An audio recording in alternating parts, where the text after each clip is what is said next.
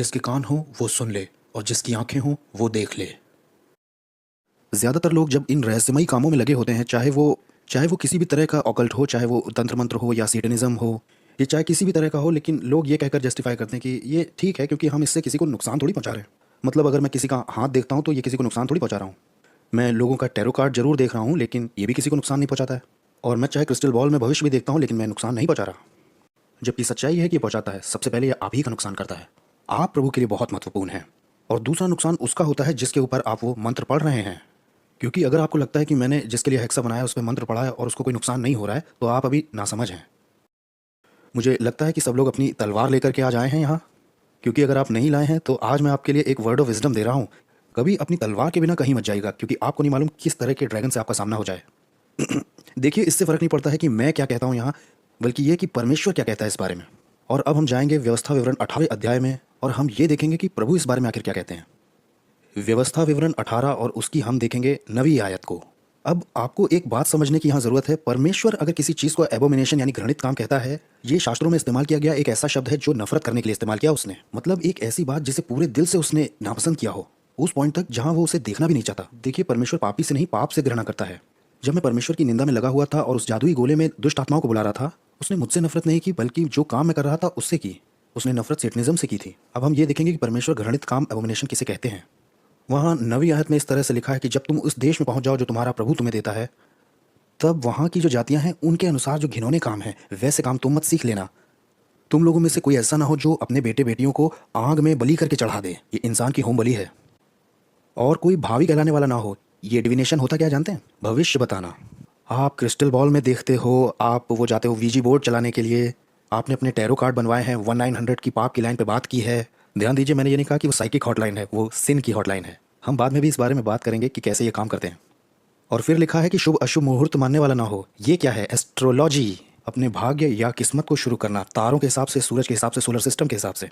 और वो आगे इस तरह से कहते हैं चैंटर यानी टोना करने वाला ना हो। जब आप इस वर्ड चैंट को सुनते हैं तो आपको लगता है ऐसी बात जो बार बार दोहरा दोहरा कर बोली गई हो, जैसे कि बोल कर कुछ कहा गया। लेकिन जरूरी नहीं है कि ये सिर्फ बोला ही जाए। आप में से कितने लोगों को ये पता है कि आपके बच्चों पर 5000 से 8000 संदेश जो अवचेतन मन में डाले जा रहे हैं उन अकल्ट कार्टून के जरिए से, जो वो सुबह शनिवार को देखते हैं। अगर आप वीडियो टेप करके देखें उन सारे प्रोग्राम को, वो जो शनिवार को लेकर के आते हैं उन कार्टून चैनल्स पर, और अगर बाद में आप उसे स्लो मोशन में करके देखेंगे तो आपको दिख जाएंगे वो, गारंटी से। और ये जो चैंटर्स होते हैं ये आपको कुछ ऐसा काम करवाने के लिए बाध्य करते हैं अपने उन मंत्रों से। दूसरे शब्दों में वो काम बहुत ही लुभावना दिखाई देने लगेगा। आपको मालूम है, आप उस पॉइंट तक आ जाएंगे जहाँ पर आप पर वो चीज़ काबू कर लेगी कि बार बार ये बोला जा रहा है कि आओ आओ चख के देखो। और फिर कुछ समय के बाद आपने इसका स्वाद चख लिया है और आपको इतनी भूख लगेगी इसकी, आप उस पॉइंट तक खा चुके हैं कि अब आप इससे बाहर नहीं निकल सकते। और आगे ये कहता है कि एक विच यानी जादूगरनी। अब जो ये विच होती है ये मुख्य रूप से केवल और परंपरागत तरीके से सिर्फ एक जादूगरनी है जो पुरानी कलाओं का इस्तेमाल करती है। मैं फिर से बताता हूँ, केवल मुख्य रूप से सिर्फ एक औरत होती है जो कि प्राचीन कलाओं का इस्तेमाल करती है। ऐसा कभी कभार ही होता है कि किसी पुरुष को उनके इन क्रियाकलापों को देखने की इजाज़त मिली हो। और आगे कहा गया है बाजीगर के बारे में। अब ये बाजीगर क्या होते हैं? यहाँ बहुत सी औरतों के बगल में बाजीगर बैठे हैं। आमीन। वो ऐसा कहते हैं कि चार्मर यानी बाजीगर ना हो। अब ये जो बाजीगर होते हैं ये धीरे धीरे आपको जीत लेते हैं। ये एक तरह से कैंडी की तरह है। आपको पता ही होगा शैतान कैसे कैंडी की तरह चीज़ें डालता है हमारे सामने। ये थोड़ा सा लो, ये चखने में अच्छा है, इसको खा के देखो, और लेने के लिए भी बार बार आते रहो, और लेने के लिए बार बार आओ, और तब तक फंस ना जाओ तब तक आते रहो। अब ये जो चार्म है ये एक तरह का चिन्ह भी हो सकता है या एक ज्वेलरी भी हो सकती है। कुछ चिन्ह मैं अभी आप लोगों को दिखाऊंगा। हो सकता है यहाँ पर भी कुछ औरतें पहन के बैठी हों। प्रेज गॉड, अब आप उनसे छूटने वाली हैं। और आगे ये इस तरह से कहता है कि ओझाओं के द्वारा आत्माओं से पूछने वाला ना हो। फेमिलियर स्पिरिट वो वाली दुष्ट आत्मा होती है जो आपसे बहुत ज़्यादा फेमिलियर है और आपको बहुत अच्छे से जानती है। जब आप नया जन्म पाते हैं या अपना जीवन प्रभु को देते हैं, उस वक्त परमेश्वर आपको एक ऐसे रास्ते पर या मार्ग पे ले आता है जहां आपको चलना है। और तब शैतान लगाता है आपके पीछे दुष्ट आत्माओं को। 2 और कभी कभी 2 से ज़्यादा भी हो सकती हैं। और तब ये दुष्ट आत्माएं आपके पीछे 24 घंटे 365 दिन पूरे साल के लिए लग जाती हैं। उनका एक ही काम होता है, आपको मालूम है क्या? उस रास्ते से हटाने के लिए जहाँ परमेश्वर चलाना चाहता है। और ये बहुत अच्छे से काम करती हैं। बहुत से लोगों पर किया भी है। मैं आपको एक उदाहरण देता हूँ। अब मान लीजिए कोई आदमी है जो शराब पीने वाला रहा हो। वो हर रात रोज़ पी के आता है। कभी कभी वो गिरते पड़ते आता है, दरवाजे के पास गिर जाता है, वो खटखटाता है और खुलने का इंतजार भी नहीं करता है, अपनी बीवी को मारता है, बच्चों को मारता है। अब ऐसा आदमी छुटकारा पा गया और वो कहता है कि मैं शराब से छूट गया हूँ और अब वो आज़ादी से चल रहा है। अब अंदाज़ा लगाइए वो सबसे पहले किससे मिलेगा? अपने पुराने पियक्कड़ दोस्तों से, और ये सब संयोग से नहीं होता है। और अब दूसरी बात लेते हैं। मान लीजिए कि एक ऐसा आदमी है जो ड्रग्स लेता है और वो बहुत सारी चीज़ें अपनी नसों में डाल रहा है सालों से, और अब नसें भी जवाब देने लग गई ऐसे पॉइंट तक। अब ये कहता है कि मैं ड्रग्स से छूट गया हूँ। नहीं, अब अंदाज़ा लगाइए उसकी मुलाकात किनसे होगी? जिनके साथ वो नशा करता था, या हो सकता है ड्रग डीलर्स। और यही इनका काम होता है कि इन सब बातों को सामने लाएं। तब वो बार बार कोशिश करते हैं कि जिस रास्ते पे परमेश्वर चाहता है आपको उससे हटा दे। अब आप समझ सकते हैं कि आप मसीही होने पर भी बैठ के ऐसे क्यों कहते हैं, प्रभु मुझे समझ नहीं आता कि इतनी जंग क्यों है, मुझे तो आपका बच्चा होना चाहिए, और अभी भी लगातार मुझे इन सब बातों में फंस कर लड़ना पड़ता है। ये इसीलिए है कि आपके पीछे दुष्टात्माएं लगी हैं। शास्त्र में देखिए, पौलुस ऐसा कहता है कि मुझे एक दूत दिया गया, कि मेरे शरीर में एक कांटा चुभाया गया ताकि शैतान का एक दूत मुझे घूंसे मारे। पौलुस जब मसीह बना उससे पहले वो क्या करता था? वो सताता था और हत्याएं करवाता था प्रभु के लोगों की। तो वो दुष्ट दूत उसको भेजा गया था ताकि उसे ये बताए कि 24 घंटे 7 दिन 365 दिन साल में तुम परमेश्वर की सेवा कैसे कर सकते हो जब तुमने उसके लोगों को मारा है। ये इसी तरह से काम करता है। और तब आगे ऐसा लिखा है। वैसे मैं आपको एक बात और बता देता हूँ, आपने इन दुष्ट आत्माओं से तब संपर्क साध लिया जब आप अंकल टॉम और आंटी क्लेरा की आत्मा को बुला रहे थे, जो मर के उस जहान में चले गए जहाँ से कोई नहीं आता है। ठीक है, आइए देखते हैं कि परमेश्वर का वचन इस बारे में क्या कहता है। ये इस तरह से लिखा है कि मनुष्य का एक बार मरना और उसके बाद इस दुनिया में बार बार आप आते हैं, ऐसे ही लिखा है। ठीक है, एक और देखिए, मनुष्य का एक बार मरना और फिर आत्मा की तरह भटकना इधर उधर तय है, ऐसा नहीं लिखा है। वहाँ कहा गया है न्याय होना तय है। ओह, तो इसका मतलब दोबारा नहीं आते हैं। तो फिर हम किसे बुला रहे थे जब वो आंखें पलट गई और आवाज़ बदल गई?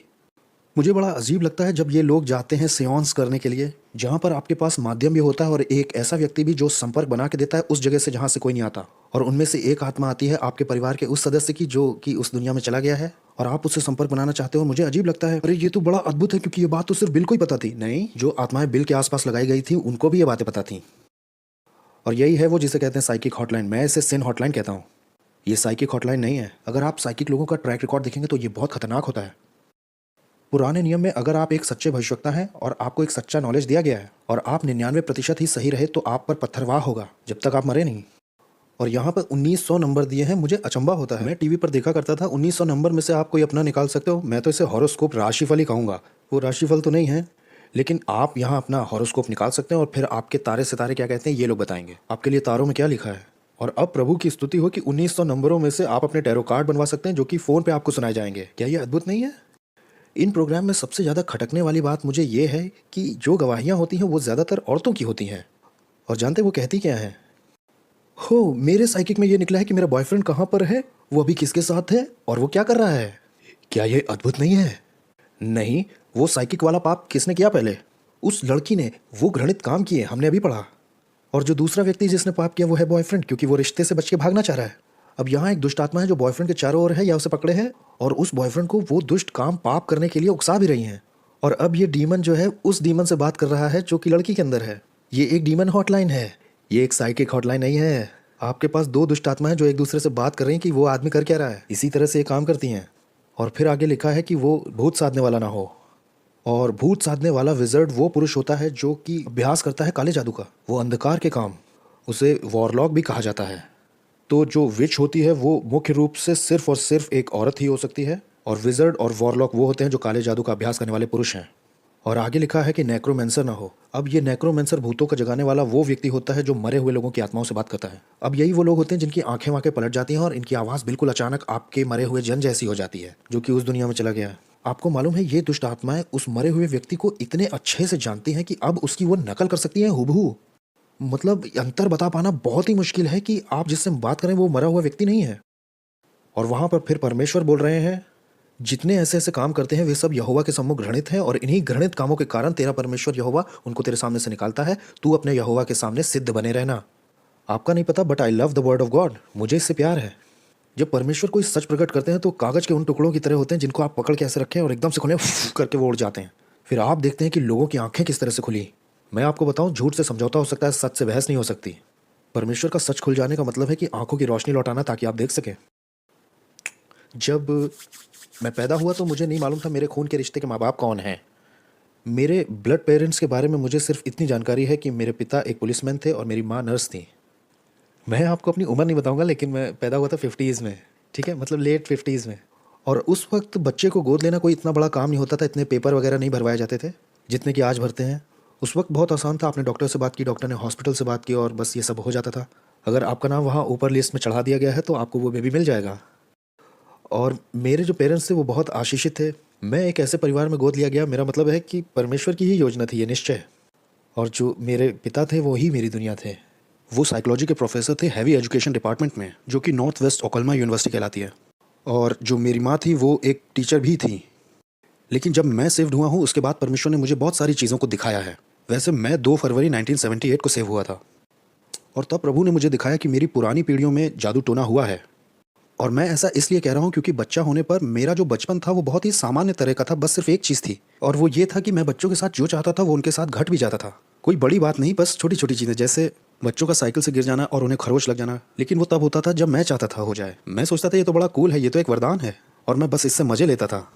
और मैं जैसे जैसे बड़ा हो रहा था मेरा जो आकर्षण था वो बढ़ता जा रहा था जादू के लिए और ऑकल्ट के लिए, और ये जो तंत्र मंत्र की कला होती है इसमें भी। मुझे बहुत पसंद था विज़र्ड ऑफ लॉ, वो जब भी टीवी पर आता था मैं उससे ही देखा करता था। और जब मैं छोटा था तो मुझे ये हॉरर मूवीज़ बहुत अच्छी लगती थी, और मैं जानता हूँ कि यहाँ पे भी कुछ लोग ऐसे होंगे जिन्हें अभी भी पसंद है। और मेरी पसंदीदा मूवीज़ थी फ्रैंकेनस्टाइन, ड्रैकुला और वेयरवॉल्फ। वेयरवॉल्फ तो मुझे बहुत ज़्यादा डराते थे। और मैं बच्चा था, मेरे शरीर पर कोई बाल नहीं थे, लेकिन होते तो सब खड़े हो जाते, लेकिन हाँ अब आ गए हैं। और मैं ऐसा बच्चा था जो कि रात में ही ये सब देखता था, और जब टीवी बंद करता तो उसकी रोशनी बंद होने से पहले बेड में घुस जाता। आप समझ रहे हैं ना? और आप बस अपने कानों को ढक लेते हैं और सुनने की कोशिश करते हैं कि क्या कोई चीज़ आसपास बोल तो नहीं रही है कुछ।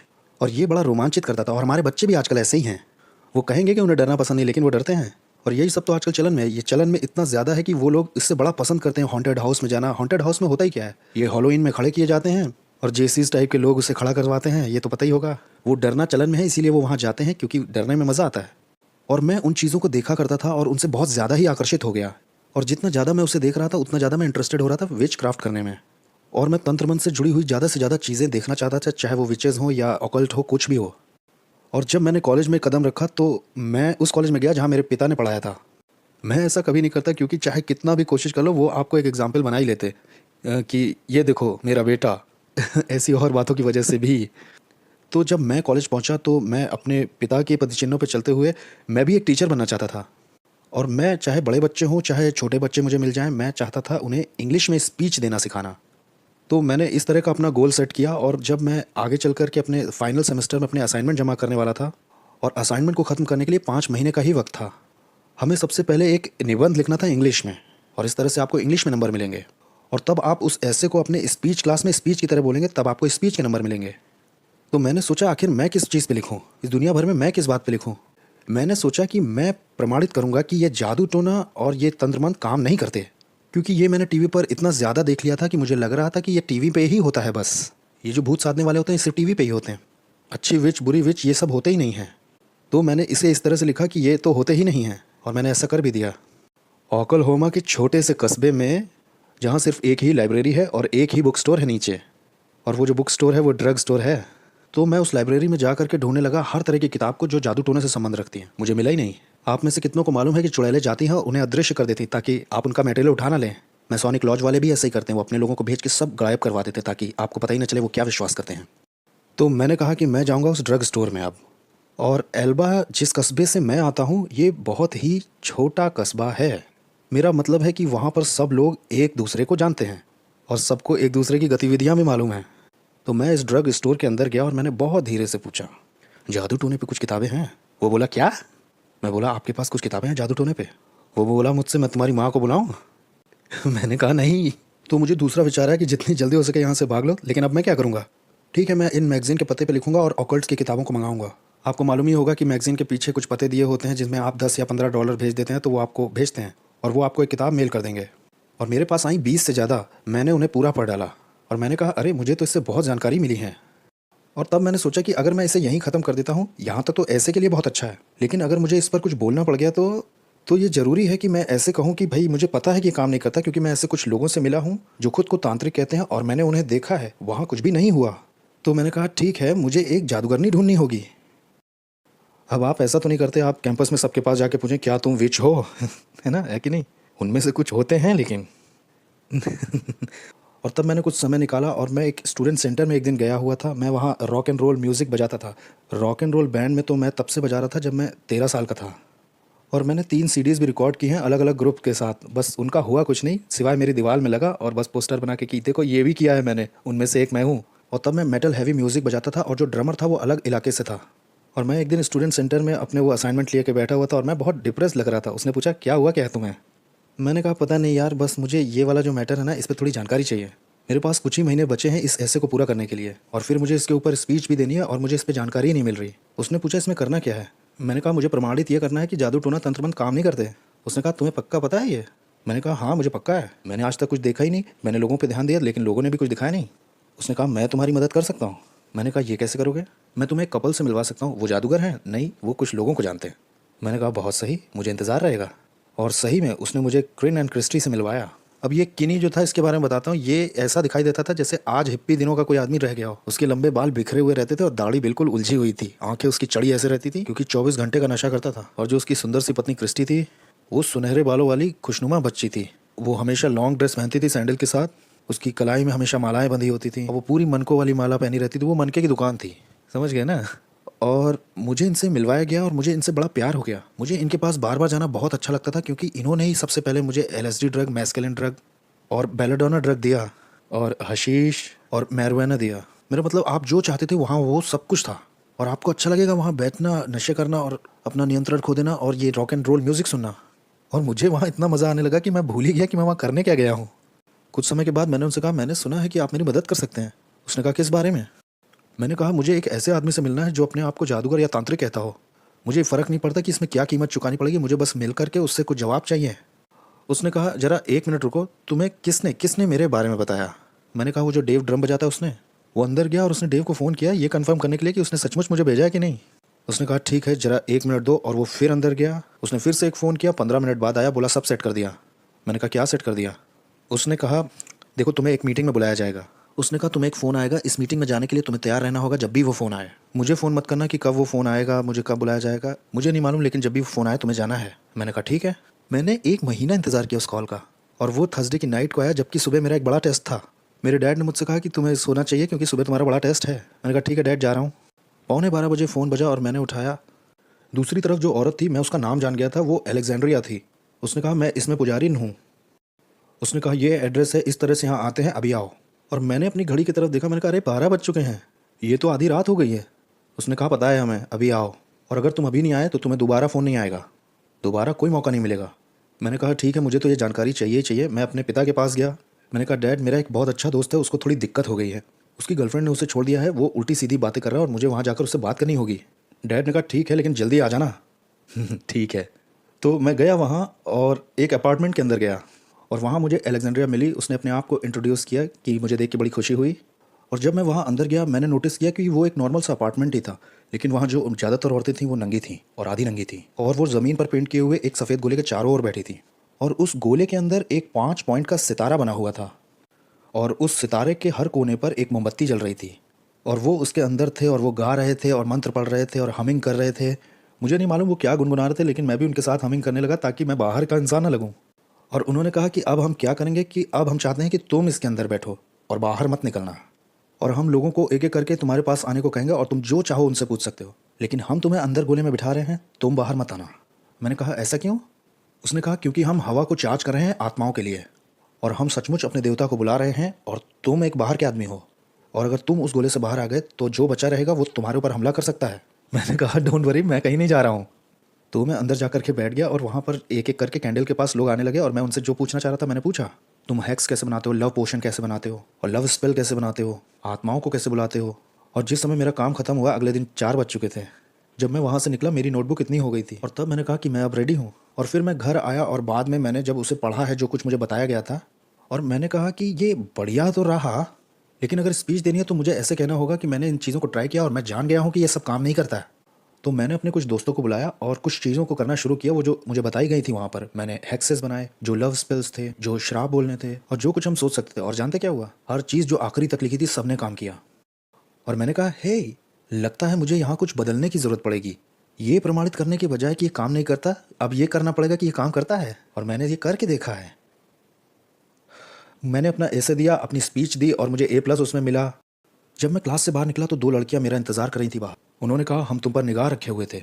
और हमें पता चला है कि तुम्हारे अंदर जन्म से ही शक्तियाँ हैं। और मुझे कोई आइडिया नहीं था क्योंकि मैंने कभी भी किसी से अपने बचपन के बारे में बात नहीं की।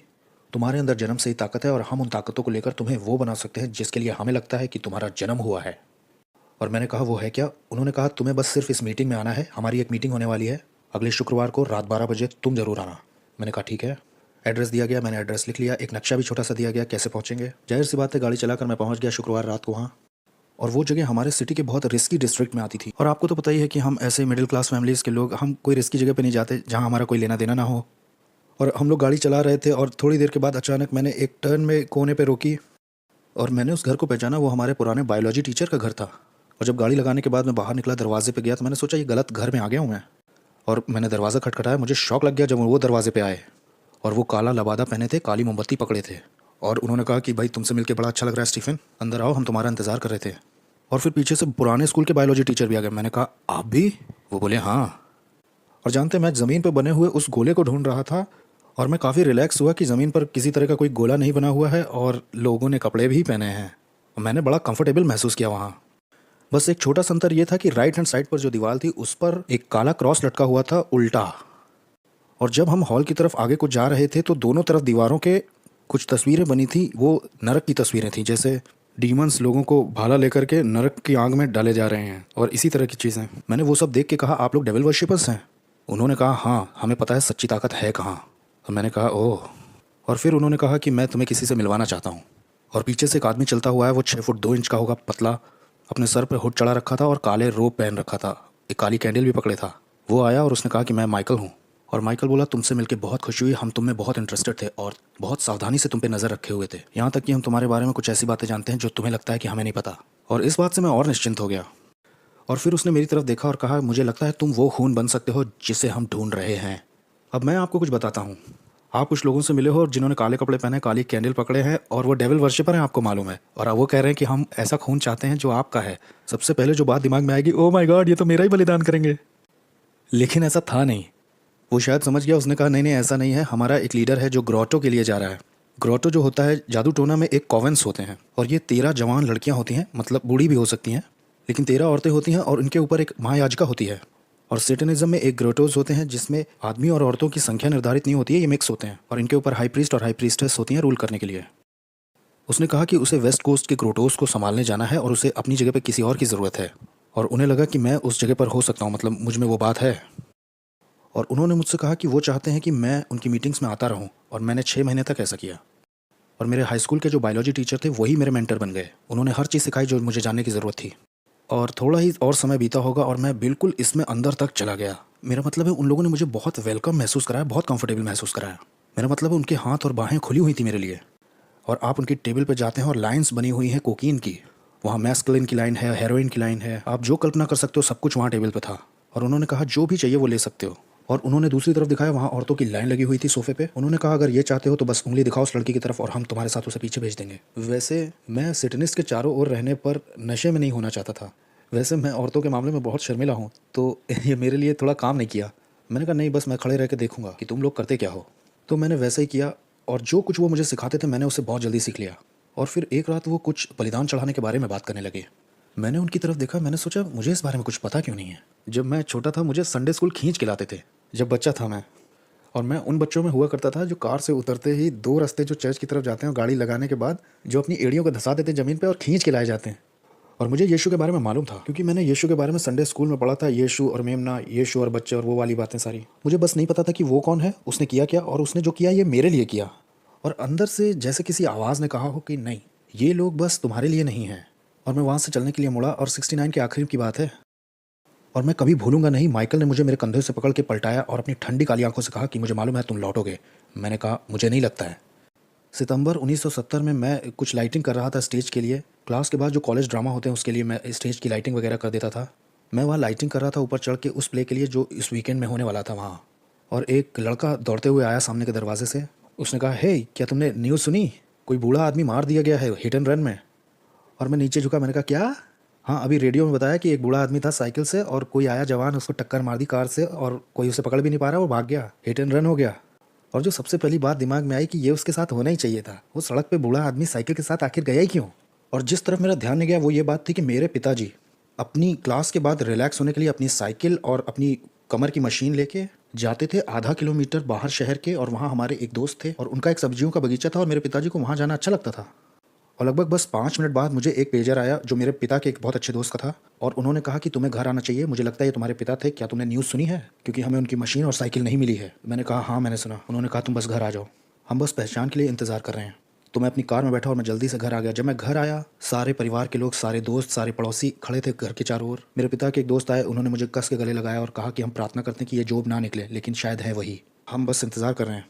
और बस 5 ही मिनट बाद हाईवे पेट्रोल ने फ़ोन किया और पहचान दे दी कि हाँ वो मेरे ही पिता थे जो मारे गए थे। जिस आदमी ने उन्हें मारा था हिट एंड रन में, वो थोड़े ही समय पहले पागल खाने से बाहर निकला था। वो सोडोमी केस में अपने लॉयर से मिलकर के लौट रहा था और पूरी तरह से पिए हुए था। 100 मील प्रति घंटे की रफ्तार से मेरे पिता को पीछे से साइकिल पर टक्कर मार दी और वो तुरंत ही मर गए। फ्यूनरल के बाद जो अच्छे लोग थे उनके पास बस इतना ही कहने को था, शायद यही परमेश्वर की मर्जी थी। परमेश्वर को ज़रूरत थी शायद तुम्हारे पिता को कुछ बुरे से बचाने की, कुछ स्पेशल है उनके लिए हेवन में। आपको मालूम है मुझे इनसे कोई राहत नहीं मिली और इन्होंने मुझे और गुस्से से भर दिया। और मैंने कहा अगर ईश्वर ऐसा होता है जो मेरे पिता को धरती से उठा ले तो मेरा अब उससे कोई नाता नहीं। और मैं मुड़ा और मैंने घोषणा कर दी कि मैं किसी तरह के चर्च से कोई नाता नहीं रखूंगा। मेरा कोई भी संबंध नहीं है किसी भी ईश्वर के साथ। मुझे मालूम है असली ताकत कहाँ है और मैं उन्हीं लोग के पास वापस जाकर के ज्वाइन कर रहा हूँ। उन्होंने मुझसे कहा कि तुम्हें शैतान के चर्च में एक एप्लीकेशन भेजनी होगी। मैंने उसे भेज दिया जो कि सेंट फ्रांसिस्को कैलिफोर्निया में है, जिसे एंटोन सेंडोर लेवे चलाता था। अब ये जो एप्लीकेशन थी ये टैक्स फॉर्म से ज़्यादा बड़ी थी। इसमें लगभग 25-30 पेज थे और जिसमें वो सब कुछ जानना चाहते थे, यहाँ तक कि आप किसके साथ शारीरिक संबंध बनाना चाहते हो ये भी। आप ये सब लिख के भेज देते हो, उसके बाद 4 से 6 हफ्ते वो रुकने को कहते हैं, फिर वो रिप्लाई करते हैं कि वो आपको चर्च में ले रहे हैं या नहीं ले रहे हैं। मैंने कहा ठीक है मैं 4-6 हफ्ते वेट करूँगा। तभी उसी हफ्ते के आखिर में मेरी माँ ने यह फैसला किया कि हम नानी माँ के पास जा रहे हैं क्लार्क वेल्स टेक्सास में, इन सब बातों से बाहर निकलने और एक छोटा ब्रेक लेने के लिए। फ्यूनरल तो ख़त्म हो चुका था और हमें रिलैक्स होने की ज़रूरत थी। मैंने कहा ठीक है। हमने गाड़ी चला करके हम दक्षिण के भाग तक टेक्सास के पहुँचे। एक छोटा सा कस्बा है क्लार्क वेल्स वहाँ। अब क्लार्क वेल्स में सबसे बेहतरीन चीज़ सिर्फ मूवी थिएटर्स हैं, वहीं लोग अपना ज़्यादातर समय बिताते हैं। वहाँ ये मूवी थिएटर था और कोने में एक छोटी सी किताबों की दुकान थी। अब जब हम वहाँ पहुँचे तो सब लोग वही बात कर रहे थे डैड की कि वो बहुत अच्छे आदमी थे, लेकिन मुझे लगा कि बाहर जाना चाहिए और थोड़ी हवा खानी चाहिए। अब जब मैं वहाँ से निकल के मूवी थिएटर के पास गया तो 2-3 मूवीज़ जो लगी थी वो मैंने देखी हुई थी, तो मैंने कहा अब यहाँ भी मेरा कोई काम नहीं। मैंने कहा मुझे कुछ खरीदना चाहिए पढ़ने के लिए, और मैं उस छोटे से बुक स्टोर में गया।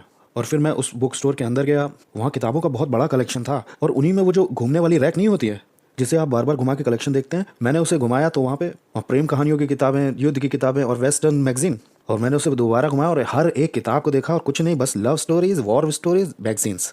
और मैंने कहा ओ माय गॉश यहाँ तो मज़ा ही नहीं आ रहा है।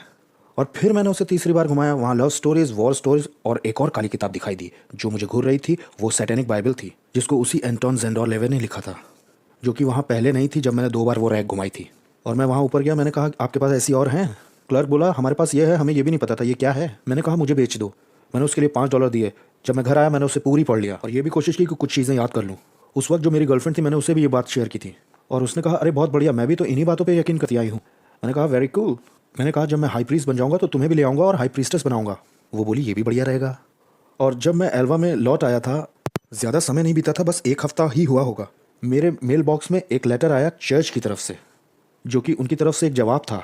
अब ना ही सिर्फ मुझे चर्च में एक्सेप्ट कर लिया गया था, बल्कि माइकल और उसके ग्रुप का रेफरल देने की वजह से हाई प्रीस्ट का पद भी उस जगह के लिए दिया गया। और यही मैंने किया, अगले 7.5 साल तक उनको ओक्लाहोमा में आगे बढ़ाया। और फिर हमने सब कुछ किया, मेरा मतलब है हमने दुष्ट आत्माओं को बुलाकर बाहर भेजा, वो जो हम चाहते थे हो जाए। वो सेटनिज्म में जो सेटनिस्ट होते हैं वो खुद कुछ नहीं करते हैं, वो सिर्फ आत्माओं का आवाहन करके सब कुछ करवाते हैं। अब मैं आपको एक घटना बताता हूँ, मुझे लगता है कि इसे बताने की बड़ी ज़रूरत है, क्योंकि अगर आप नया जन्म पाए विश्वासी हैं, आत्मा से भरे हुए हैं, तो आपको जानना होगा कि यीशु का नाम कितना सामर्थी है। आपको पता है यीशु का लहू बहुत सामर्थी है। हम एक दिन आत्माओं को बुला रहे थे और कारण ये था कि हमारे यहाँ एक जवान लड़की आई थी जो कि विच थी, और उसने कहा नीचे एक औरत है जो कि क्रिश्चियन है और वो हमको धमका रही है कि वो हमें एक्सपोज कर देगी, हमारा जो पूरा ग्रुप है उसे। अब मैंने कहा हमारे पास पुलिस डिपार्टमेंट, शेरिफ डिपार्टमेंट अपना ही है सब, हमें कोई प्रॉब्लम नहीं है इसमें। नहीं, उसने कहा है वो मेरी माँ को बता देगी। मैंने कहा ओह हम ये नहीं कर पाएंगे। उसने कहा नहीं, मेरी माँ को अगर पता चलेगा तो वो मुझे ये सब छुड़वा देगी। मैंने कहा ओह ठीक है, तुम क्या चाहती हो कि हम करें? उसने कहा चलो उससे थोड़ा नुकसान पहुँचाते हैं, एक हैक्स बनाते हैं, बहुत बड़ा नहीं छोटा सा बनाते हैं, ओह ताकि कुछ भेज दें उसके पीछे और कुछ हो जाए तो उसे भी पता चले कि हम भी कुछ हैं। उसने कहा हाँ। मैंने कहा ठीक है, इतना तो कर सकते हैं हम। तो हमने एक गोला बनाया और खड़े हो गए और हमने अश्तोरेत नाम के एक आत्मा को बुलाया। अब ये थोड़ी ऊंची श्रेणी की दुष्ट आत्मा मानी जाती है। और उसी कमरे के कोने में एक बादल दिखाई देने लगा जो कि नारंगी रंग का था, और जैसे ही वो दिखाई दिया उस बादल में से एक चेहरा भी प्रकट होने लग गया। और जरा अंदाजा लगाइए कि किसका चेहरा था वो? भेड़िए जैसे आदमी का, जिससे मैं अपने जीवन में सबसे ज्यादा डरता था। तो मैं तो वहाँ ऐसे बैठा रहा कि लोगों को लगे कि भाई ये तो बड़ा कूल है, there is nothing wrong with me. मैं अपने लोगों के सामने डरा हुआ नहीं दिखना चाहता था। वो जो मेरे ही अनुयायी थे, तो खैर वो जो बादल बनने लग गया था, हमने उसे बताया कि जो हम करवाना चाह रहे थे, हमने भेज दिया उसे और वो चला भी गया। हम 5 मिनट बाद उस सर्किल से बाहर आ गए। सब लोग बात करने लगे, अच्छा टाइम था, मीटिंग ओवर करते हैं। और अचानक से वही नारंगी बादल फिर से उस कमरे के कोने में दिखाई देने लगा। और जैसे मैंने देखा, मैंने कहा गोले के अंदर चलो सब लोग जल्दी। हम लोग उसमें खड़े हो गए और वो नारंगी बादल फिर आया। और अब ये चीज़ बहुत ज़्यादा नाराज़ थी, मतलब बहुत गुस्से में। और उसने मुझसे इतना ऑडिबली बोला है कि जैसे मेरी आवाज़ आपको सुनाई दे रही है। उसने कहा, दोबारा मुझे कभी किसी क्रिश्चियन के पास मत भेजना। और ये है पावर, मैं आपको बता रहा हूँ। उसके ऊपर जरूर यीशु का खून लगा हुआ होगा। पक्का यीशु के ही खून में ढकी हुई थी वो। अब या तो उसने अपना घर अनॉइंट किया था या स्वर्गदूत थे सुरक्षा देने वाले, जो भी था। और मुझे लगता है कि यही मेरा सबसे बड़ा टर्निंग पॉइंट था। और अब मैं वहाँ बैठ के ये सोच रहा था कि यार, हमें लगता है हम कंट्रोल में होने चाहिए या हमारे पास ताकत है, और यहाँ एक डीमन आकर के कहता है कि क्रिश्चियंस के पास मत भेजा करो। ये आखिर हो क्या रहा है? फिर एक के बाद एक बातें और होती गई। और फिर ऐसा हुआ कि दरअसल मेरी माँ ने मुझे पीके कैंसस में भेज दिया था मेरे अंकल आंटी के पास, क्योंकि उन्हें लगा था कि वो मुझे थोड़ा घटा बढ़ा के आगे बढ़ने में मदद करेंगे। और उन्होंने कोशिश की और मैंने हर कदम पर विद्रोह किया। मैं अपने आप ही कुछ चीज़ों को कर रहा था जबकि मैं उनके यहाँ रह रहा था। प्रेज गॉड कि मेरी आंटी के साथ अब मेरे बहुत अच्छे ताल्लुकात हैं, क्योंकि वो मेरी दूसरी माँ की तरह हैं। उन्होंने मेरे लिए बहुत कुछ किया है। लेकिन मैंने बगावत की, हर कदम पर मैंने बगावत की। अब मुझे उसका अफसोस है। तो मैंने कहा कि अब मैं शादी करूंगा उस हाई प्रीस्टेस से। इससे मेरे पास यहाँ से निकलने का एक कारण होगा। अकेले ये सब प्रैक्टिस करने में मज़ा नहीं आएगा, किसी के साथ करते हैं। तो मैंने उससे शादी की, उसे पीका लेके आया, वहाँ से निकल गया और फिर अपना अपार्टमेंट ले लिया। हम अपनी प्रैक्टिस अपने आप ही करते थे। हम दोबारा किसी ग्रुप का हिस्सा नहीं बने, हमने प्रैक्टिस जारी रखी। और फिर एक के बाद बहुत सारी चीज़ें और हुई। और एक पॉइंट ऐसा है कि जब मैं कोई जॉब कर नहीं पा रहा था, सारी जॉब जो मैं कर रहा था वो सब खत्म हो रही थी, गिरी जा रही थी। मैंने कहा कि ये हो क्या रहा है मेरे साथ। और जो हमारा घर था वो बस गिरवी होने जा रहा था, बिल्कुल बंद होने के कगार पे था। हम पैसे के बिना और बिल्कुल कंगाल थे, हमारे पास कुछ नहीं था। और एक दिन सुबह सुबह लगभग 3 बजे के करीब मैंने ये फैसला किया कि मेरी पत्नी बस सोने ही गई थी, मैं कुर्सी पे बैठा हुआ था और मैंने कहा कि बस हो गया, ख़त्म हो गया ये। और मैंने बंदूक निकाली और उसमें देखा, उसके चैम्बर में 2 गोलियां थी। मैंने कहा अब बस एक तो मैं मार ही लूँगा। और मैंने उसे अपने सिर में लगाया। मैंने कहा बस हो गया और मैं अपने आप को महिमा में पहुँचा दूंगा। अब आपको ये समझना चाहिए कि सेटनिज्म में 3 डिनोमिनेशन है। पहला जो डिनोमिनेशन है वो ये मानता है कि अगर तुम एक अच्छे सेटनिस्ट हो और जो उसने कहा है वो तुमने किया है, तो जब तुम मरते हो तो तुम्हारा दोबारा जन्म होगा, तुम कोई और बनोगे और दोबारा ज़िंदगी जियोगे। तो मेरा थोड़ा अलग था। और जो दूसरा डिनोमिनेशन है वो ये मानता है कि अगर तुम एक अच्छे सेटनिस्ट हो और तुम मरते हो तो तुम नर्क में जाकर जलोगे नहीं, तड़पाए नहीं जाओगे, बल्कि जो पाप तुमने शरीर में सबसे ज़्यादा एंजॉय किया है वो तुम यहाँ 1000 गुना जब भी आओगे तो करने पाओगे। ओके। और जो थर्ड डिनोमिनेशन है, जिसका मतलब मैं मेंबर था, उनका विश्वास था आर्मगेडन की बैटल होगी और परमेश्वर को शैतान हरा देगा, उसके सिंहासन पे बैठेगा, और अगर तुम एक अच्छे सेटनिस्ट हो तो तुम उसके साथ होगे, तुम्हें राज्य मिलेगा, और यही वो चाहते हैं। और मैंने सोचा कि मैं अपने आप को मार दूंगा और यहाँ से निकल जाऊंगा, और जब भी मैं पहुँचूंगा तो मेरा सम्मान होगा।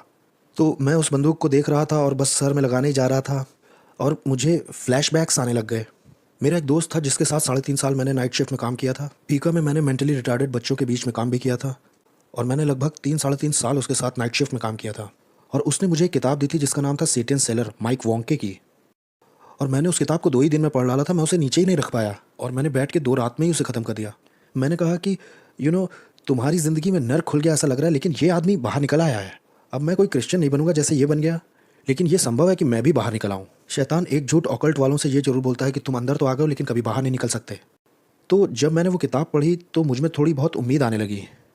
यहाँ तक कि जिस दोस्त ने मुझे वो किताब दी थी वो भी एक सदर्न कैलिफोर्निया में ग्रुप था, उसमें इन्वॉल्व था। वो जानवरों की बलि करते थे, आदमियों की बलि की थी, यहाँ तक कि अपहरण भी बच्चों का किया था। और वो अब क्राइस्ट इज द आंसर नाम के ग्रुप का हिस्सा था, जो कि उसी गर्मी में टोपेका में आए थे। तो मेरी उससे बात होती थी और मैंने सोचा कि उस रात, उस सुबह मैं उसे फ़ोन करूँगा और उसे धन्यवाद दूंगा मेरा दोस्त बनने के लिए, क्योंकि वही एक ऐसा इंसान था जिसने मुझ तक पहुँचने की कोशिश की थी। और मैंने उसे फ़ोन किया। पहली बार में उसने उठाया नहीं, फिर भी कुछ मुझसे कहता रहा कि दोबारा करो। खैर उसने फ़ोन उठा लिया। मैंने कहा कि मैं इस दुनिया से जा रहा हूँ बस, और तुम्हें धन्यवाद देना चाहता हूँ दोस्ती के लिए हमारी। मैंने कहा एक अजीब सी बात मेरे साथ हो रही है, मुझे लग रहा है जैसे कोई हाथ मुझ तक पहुँचने की कोशिश कर रहा हो, और मुझे बताओ कि ये क्या है, क्योंकि ये मेरा आखिरी मौका है। उसने कहा भाई तुम्हें ऐसा करने का कोई हक नहीं है, और दूसरी तरफ से उसने रोना शुरू कर दिया और कहा लोग तुम्हारे लिए पिछले 7 साल से प्रार्थना कर रहे हैं, और यहाँ तक कि जब तुम अपने दोस्तों के साथ नीचे दुष्ट आत्माएं बुलाते थे अपनी माँ के घर में, वहाँ तुम्हारी माँ अपने बेडरूम में तुम्हारी आत्मा के लिए घुटने टिकाकर प्रार्थना करती थी। मैंने कहा हाँ। उसने कहा क्या तुम्हारी मेरी दोस्ती तुम्हारे लिए कुछ मैटर करती है? मैंने कहा हाँ, पूरी दुनिया में तुम ही तो मेरे एक दोस्त हो। मेरे कहने से अपनी गन नीचे करो और कुछ मत करो। मैं एक फ़ोन करके एक मीटिंग अरेंज करना हो कल सुबह की ही। मेरे 2 दोस्त हैं। मैंने कहा किस तरह के दोस्त? उसने कहा वो क्रिश्चियन मिनिस्टर्स हैं। मैंने जैसे ये शब्द सुना क्रिश्चियन, मैंने कहा ओह, मुझे किसी क्रिश्चियन से बात नहीं करनी। उसने कहा हम तुम्हें बदलने की कोशिश नहीं करेंगे, तुम बस उनसे बात कर लो एक बार। मैंने कहा ठीक है, मैं उनसे बात करूंगा। और फिर मैंने गन नीचे रख दी और उस रात मैं फिर सो नहीं पाया। और बार बार वो सुनने वाली आवाज़ें आ रही थी कि उसकी मत सुनो, गन उठाओ, मार लो, वहाँ पहुँचने पर तुम्हारी इज्जत होगी। लेकिन सिर्फ उसके लिए और उसकी दोस्ती के लिए मैंने गन नीचे की, कुछ नहीं किया। और फिर मैंने कहा कि चलो जाना तो मुझे फिर भी है ही, लेकिन मैं जाने से पहले कुछ ऐसा करके जाता हूँ जिससे मेरे मालिक शैतान को थोड़ी महिमा तो मिल जाए। और जब कल मैं उस चर्च के अंदर जाऊंगा और मैं उन दोनों क्रिश्चियन मिनिस्टर को बिल्कुल संदेह में डाल दूंगा कि वो क्या विश्वास करते हैं, और मैं उनका विश्वास हिला के अपने विश्वास में ले आऊंगा उन्हें। ऐसा सोच के मैं गया। तो मैं उस चर्च के अंदर गया। लेकिन उससे पहले जैसे वो हल्क होगन अपने आप को बिल्कुल पंप कर लेता ना, ऐसे पंप होकर मैं अपनी सैटेनिक बाइबल लेके गया था। और मैंने उसमें ऐसे निशान लगाए हुए थे कि उन्हें 1 मील दूर से ही पढ़ा जा सकता था। ऐसे भी देखी होंगी ना आपने बाइबल। और मैंने सब लिखा हुआ था क्योंकि मुझे मालूम था वो वचन से ही बात करेंगे और मुझे बिल्कुल तैयार रहना था। और मैं चर्च के अंदर गया और दीवारें तो मैंने खड़ी करी रखी थी। उस पहले आदमी ने आकर के मुझे गले लगाया और मैं ऐसे खड़ा था, मैं तुम्हें गले नहीं लगा रहा हूँ। और तभी दूसरा मिनिस्टर आया, उसने अपना हाथ मेरे हाथ में मिला करके मुझे देख के कहा, praise God brother, I love you so much. परमेश्वर भी तुम्हें बहुत प्यार करते हैं। क्या तुम्हें ये मालूम है कि तुमने पिछले 7.5 साल में कितना प्यार खोया है उसका? और अगर वो कुछ और कहता तो मैं तैयार था। जब उसने ये बोला तो मैंने कहा है। मैं समझ ही नहीं पाया कि वो था क्या। और उसने मुझे एक किताब में से दिखाया, और अगर आपको ये मौका मिले तो इस किताब को लीजिए, मेरी गारंटी है इससे आपको आशीष मिलेगी। The 3 wills of God, Leslie Weatherhead. The 3 wills of God, Leslie Weatherhead ने लिखी है। और इस किताब में ध्यान दीजिएगा जरा, परमेश्वर की मुख्यतः 3 इच्छाएं होती हैं। पहली है इंटेंशनल विल, जिसका मतलब है कि आप पैदा हुए हैं एक उद्देश्य के साथ और परमेश्वर आपको एक रास्ता दिखाता है जिस पे वो चाहता है आप जीवन भर चलें। ओके। दूसरी जो है वो है सर्कमस्टेंशियल विल, जिसका मतलब है कि अपने फ्लैश में मेरे पास ये चुनाव है कि मैं चाहूँ तो उस रास्ते को छोड़ सकता हूँ और मैं थोड़ी देर के लिए इधर जाऊँगा, थोड़ी देर के लिए उधर जाऊँगा और बाद में अपने रास्ते पे आ जाऊँगा। या परिस्थितियाँ आएंगी बाहरी शक्तियों या किसी और वजह से और टेम्परेली आपके साथ होकर के आपको उस रास्ते से हटा देंगी। लेकिन परमेश्वर के पास एक और इच्छा है जिसे उसकी अल्टीमेट इच्छा कहते हैं, और जिसका मतलब है कि चाहे जो भी हुआ हो, जो भी परिस्थिति हो, जो भी शारीरिक कारण हो, लेकिन परमेश्वर आखिर में आपको रास्ते पे ले आएगा। और उसने मुझे ये दिखाया कि ये परमेश्वर की इंटेंशनल इच्छा नहीं थी कि मेरे पिता को इस तरह से वहाँ से उठा लिया जाए, और ये कि शैतान ने उस पाप में पड़े हुए व्यक्ति का इस्तेमाल किया मेरे पिता को मारने के लिए और मुझे प्रभु से हटा देने के लिए, ताकि मेरे टैलेंट से उसका उद्देश्य पूरा हो और आखिर में पलट के मुझे भी नाश कर दे आखिर में। और भाइयों और मेरे, मैं आपको यहाँ कुछ बताना चाहता हूँ। मेरा वजन 250 पाउंड से 255 पाउंड रहता था और मैंने प्रोफेशनल रेसलिंग की 3-3.5 साल, और मैं फ्लैश में तो उससे नहीं लड़ सकता था। अगर शैतान उस कमरे में आ जाता तो मैं उसका गला चीर देता, इतना गुस्से में था मैं। इतने लंबे अरसे तक मुझसे झूठ बोला गया। मैंने अपनी सैटेनिक बाइबल लेकर के फेंकी और वो जो डीमन रिंग पहने था वो भी उतार के फेंक दी। मैंने कहा कि मैं अब ये नहीं करना चाहता, ये तो झूठ है। उसने कहा अब तुम करोगे क्या? मैंने कहा मैं नहीं जानता, शायद मेरा कॉन्ट्रैक्ट ख़राब निकल गया और मैं अब किसी काम का नहीं रह गया, मुझे नहीं मालूम। मैं बस मैं अकेला ही रहूँगा अब। उसने कहा नहीं, यीशु को तुम्हारी ज़रूरत है। मैंने कहा थोड़ी बहुत होगी। उसने कहा नहीं, उसे बहुत ज़रूरत है तुम्हारी।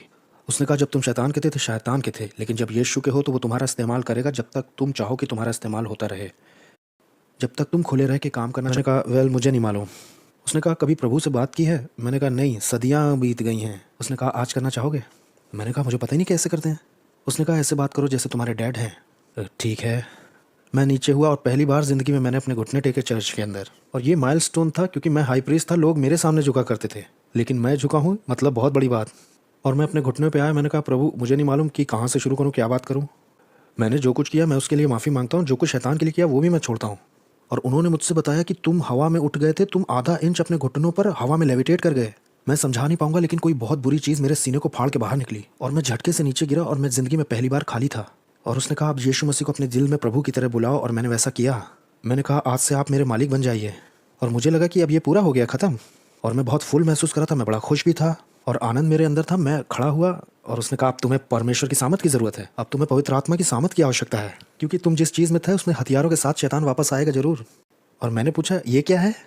और मालूम है प्रेज गॉड, मैं नहीं जानता कितने मिनिस्टर आज ऐसा करते हैं। उसने अगले 2.5 घंटे लिए और हर एक स्क्रिप्चर पवित्र आत्मा के विषय में पढ़ा। वो कौन है, वो क्या करता है, कैसे करता है और तुम्हें क्यों ज़रूरत है उसकी। और उसने मेरी तरफ देखा, कहा तुम्हें चाहिए? मैंने कहा अरे मुझे सब कुछ चाहिए, मैंने 7 साल इन चीज़ों को मिस किया है, मुझे तो सब कुछ चाहिए। भाइयों बहनों, मुझे 2 झटके एक ही दिन लगे। मैं सेव हुआ और पवित्र आत्मा भी उसी दिन मिला। और उन्होंने मुझे एक बाइबल दी क्योंकि मैं सच के लिए बहुत ही ज़्यादा भूखा था। 7 साल बिता दिए थे लेकिन सच नहीं मालूम था मुझे, और मैं बस इंतज़ार नहीं कर पा रहा था। मैंने अपने दोस्त को गले लगा लिया और पूरे रास्ते हम बस प्रभु के बारे में बात करते हुए आए और इस बारे में कि मैं कैसा महसूस कर रहा हूँ।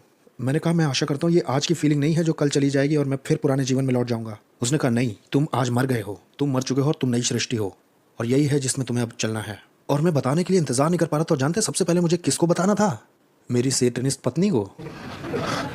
और मैं दरवाजे की तरफ दौड़ के गया, दरवाजे पे मिली वो मुझे, और मैं उसे बताने के लिए बिल्कुल तैयार था। और उसने मेरी तरफ देखा और कहा, तुम वहाँ गए और हो गया, तुम अब उन क्रिश्चियंस में से हो ना? और मैंने ऊपर देख के कहा, प्रभु ये क्या है? और प्रेज गॉड, आई मीन परमेश्वर उस रिश्ते को ख़त्म होने के कगार तक ले आए। कितने लोग ये जानते हैं कि अगर रिलेशनशिप सेम स्पिरिट में नहीं है तो ये काम नहीं करेगी काम। आप मिसेज राइट मिस्टर राइट को नहीं ढूंढते हो, आप जानते हो मिस्टर राइट कौन है, ठीक है ना? और 1972 में एक चीज़ जो हमें देखने को मिली, वो मेरी पोजीशन की वजह से जो चर्च में थी उनके, जो कि एक पैम्फलेट थी जो उस सैटेनिक चर्च से भेजी गई थी, जिसे क्लोवेनहूफ 2 कहते हैं। ये क्लोवेनहूफ 2 एक ब्लैक पैम्फलेट होती है आपके ग्रुप के लिए। उसमें कुछ निर्देश होते हैं या प्लान्स होते हैं जिसे कि उस चर्च ने, और या तो एल्यूमिनाटी हम उसे कहते हैं, उसमें उनका प्लान होता है कि क्या करना है। अब आपको ये समझना है कि एल्यूमिनाटी और सैटेनिस्ट आपको लगता है कि स्पिरिचुअल बीइंग होते हैं बहुत ताकतवर, जो कि पूरी तरह से झूठ भी नहीं है, क्योंकि ये एल्यूमिनाटी उन स्पिरिचुअल बीइंग से पजेस तो वो होते ही हैं, ओके। और उन्होंने कहा कि उन्होंने पैम्फलेट भेजी हुई है, और मैंने ये पैम्फलेट देखी 72 में, और उस पैम्फलेट में 12 कदम थे इनके प्लान के कि अमेरिका ले लिया जाएगा 1984 में ही। वो ठीक जॉर्ज ऑरवेल की बुक 1984 के हिसाब से चल रहे थे। ये 1984 में नहीं हो पाया, इसका एक कारण था क्योंकि उसमें 3 पॉइंट वो पूरे नहीं कर पाए। उनमें से सबसे पहला ये था कि वो तेल की एक झूठी कमी को प्रदर्शित करेंगे। 1973 में हुआ था, याद है किसी को, कि भाई सब गैस खत्म हो गई है, अब नहीं है और हमारे पास बहुत कमी है, और अचानक और प्लेन्स ने समुद्र के ऊपर टैंक्स का पता लगा लिया था, उससे वो पूरा नहीं हुआ। और जो दूसरा पॉइंट था वो था मेसन डिक्सन लाइन पर जो फूड क्रॉप्स था उसे वो बर्बाद नहीं कर सके, क्योंकि अगर वो हो गया होता तो फूड चेन बिल्कुल टूट जाती और जो खाने पीने के सामान के स्टोर हैं वो बिल्कुल बंद हो जाते। और तीसरा जो पॉइंट है वो अमेरिका के सारे मेजर इवेंजलिस्ट जितने हैं उन सब की हत्याएं करवा देना। जितने भी बड़े इवेंजलिस्ट थे उन्हें सबको मारना था। ये सैटेनिक चर्च से भेजे गए थे। और मुझे याद है बिली ग्रैहम ने ऐसा कहा था सालों सालों पहले कि उन्हें लगता है इतने समय में सबसे ज़्यादा खतरा इस वक्त है उनकी जान पर। ये उन्होंने टीवी क्रूसेड पे कहा था, और ये इसलिए नहीं हो पाया क्योंकि परमेश्वर की आत्मा की सामर्थ उन लोगों के ऊपर थी, प्रोटेक्शन थी वहाँ। जब उन्हें लगा कि वो फिजिकली नहीं कर पाएंगे तो उन्होंने वहाँ प्रोस्टिट्यूट्स को भेजा और उन्हें संभोग में फंसाने की कोशिश की। मिनिस्टर को नहीं मार सकते तो मिनिस्ट्री तो ख़त्म कर दें। जिम बेकर और जिमी स्वैगर जैसे दर्जनों लोगों को मैं जानता हूँ कि निशाना बनाया गया और वो सफल हुए। ये सब निशाने पर थे और इनकी मिनिस्ट्री बर्बाद हो गई। और उनमें से एक प्लान ऐसा भी कहता है, हम अपनी घुसपैठ करेंगे मीडिया में और एजुकेशन सिस्टम में। हम ऐसा करेंगे कि बुराई अच्छी लगने लगेगी। हम जवान लड़के लड़कियों के दिमाग पर कब्जा कर लेंगे और उसे बंद कर देंगे, और हम उनके अंदर शैतान के और लूसीफेरियन सिद्धांत को भर देंगे, अपना धर्म ज्ञान और अपनी विचारधारा डाल देंगे। हम एक बच्चे को लेंगे, उसके अंदर ये सब डाल के उसे बड़ा करेंगे, और जब वो बड़ा होगा तो वो अपनी जनरेशन से दूसरी जनरेशन में यही चीज़ें दे के चला जाएगा। वही अपने बचपन की बातों को दूसरे के बचपन में डाल देगा, और ये तब तक चलेगा जब तक हम हर एक के दिमाग को कब्जा न कर लें। और आज रात हम ये देखेंगे कि वो कौन से कदम उठा रहे हैं ये करने के लिए। उन्होंने इसका एक रास्ता भी निकाल लिया है कि बुराई अच्छी दिखाई दे और हम उससे बंधे चले जाएं। बहुत सारी चीज़ें ऐसी हैं जिनको हम देखते तो हैं लेकिन सिर्फ सरफेस लेवल पर ही देखते हैं, और अभी तो ये बहुत मासूम सी दिखाई देती है। कितने लोगों को ये मालूम है कि शैतान कभी भी सामने से नहीं आता, वो हमेशा पीछे से आता है ताकि उसका पर्दा ना खुल जाए। वो हमेशा चाहता है कि आप सामने कुछ देखते रहें और वो पीछे से अंदर घुस जाए आपके जीवन में, और इसी तरह से उसका सिस्टम काम करता है। और अगर वो आपको किसी चीज़ के बारे में डरा ले गया तो समझो कि उसका कंट्रोल हो गया। वो डर से कंट्रोल करता है।